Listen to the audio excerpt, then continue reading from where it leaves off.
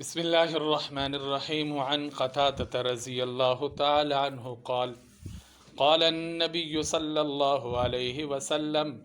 إذا دخلتم بيتا فسلموا على أهله وإذا خرجتم فأودعوا أهله بسلام رواه البيهقي في شعب الإيمان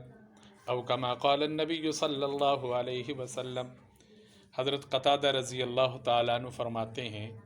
حضور نبی کریم صلی اللہ علیہ وسلم نے ارشاد فرمایا، اذا دخلتم بیتن فسلموا علی اہلہ، جب تم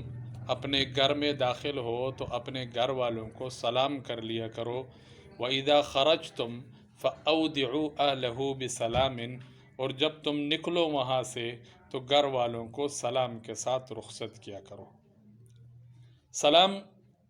اس حدیث میں یہ جو بات سامنے آئی ہے کہ سلام دو جگہوں پر مسنون ہے۔ ایک تو معروف ہے جو ابھی تک ہم پڑھتے آئے ہیں، جب ملاقات ہو اس وقت سلام کر لیا کرو۔ یہاں نبی کریم صلی اللہ علیہ وسلم فرمانے ہی چاہتے ہیں کہ سلام صرف ملاقات کے وقت ہی نہیں بلکہ جب جدا ہونے لگو، ملاقات کا اختتام ہو تو تب بھی سلام کر لیا کرو۔ اس میں ایک سلام لقاء ہو گیا اور دوسرا سلام وداع ہو گیا۔ دوسری چیز یہ سامنے آئی کہ جو سلام ہے وہ صرف باہر کی دنیا میں ملاقات کے وقت نہیں بلکہ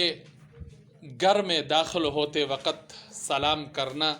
یہ بھی حضور نبی کریم صلی اللہ علیہ وسلم کا سنت طریقہ ہے۔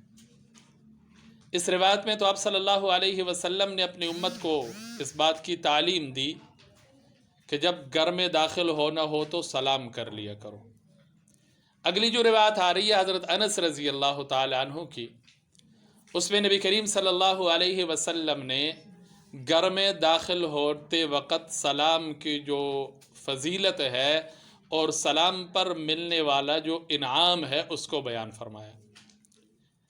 کئی چیزیں ایسی ہوتی ہیں جن کی طرف ہم توجہ نہیں کرتے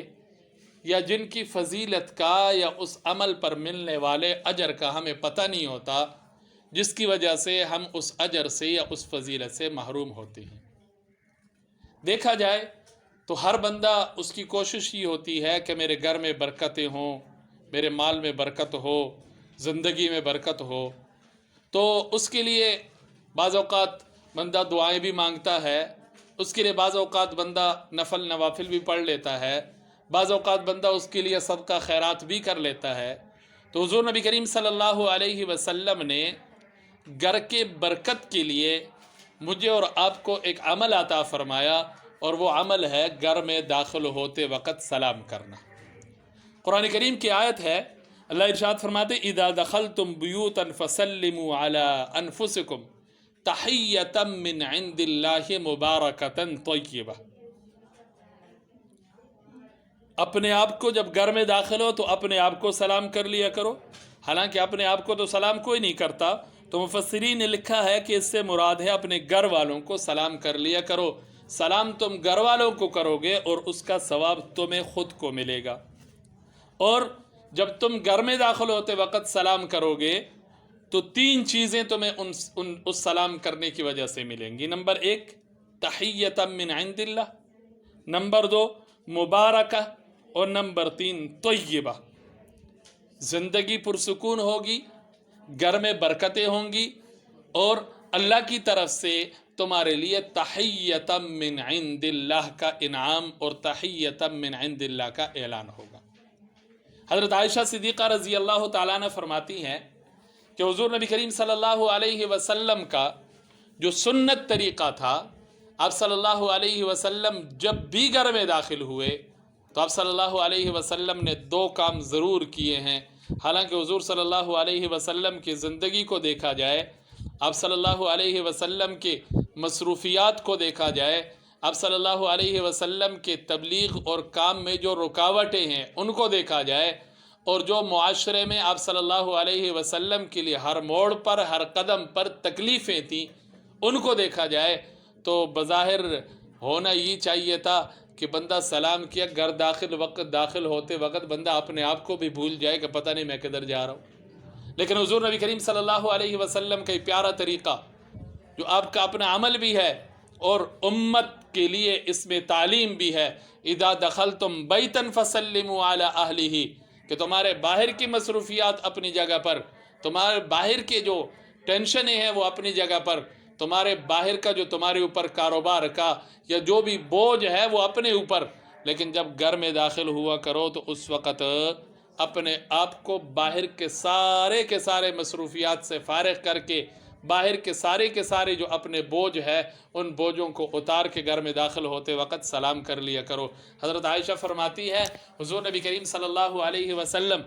جب بھی گھر میں داخل ہوئے تو آپ صلی اللہ علیہ وسلم مسکراتے ہوئے اور سلام کرتے ہوئے داخل ہوتے تھے. اس لیے تو حضرت عائشہ صدیقہ رضی اللہ تعالیٰ عنہ نے ایک موقع پر فرمایا لنا شمس وللآفاق شمس وشمسی خیر من شمس السماء فإن الشمس تطلع بعد الفجر وشمسی تطلع بعد العشاء، کہ ایک آسمان کا سورج ہے اور ایک میرا عائشہ کے گھر کے آنگن کا سورج ہے. آسمان کا سورج اس کا کیا کمال ہے، وہ دن کو چڑھتا ہے، دن کو روشن کرتا ہے. وشمسی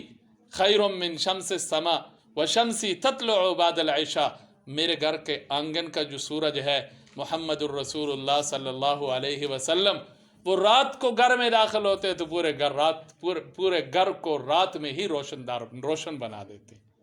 تو یہ آپ صلی اللہ علیہ وسلم کا امت کو بھی تعلیم ہے. اور جو آج کل ہمارے گھروں کی لڑائی ہے، جھگڑے ہیں اور یہ پریشانیاں ہیں، اس کے اگر بنیادی وجہ میں اور آپ دیکھیں تو ہماری زندگی سنت سے ہٹ کر گزرنے کی وجہ سے.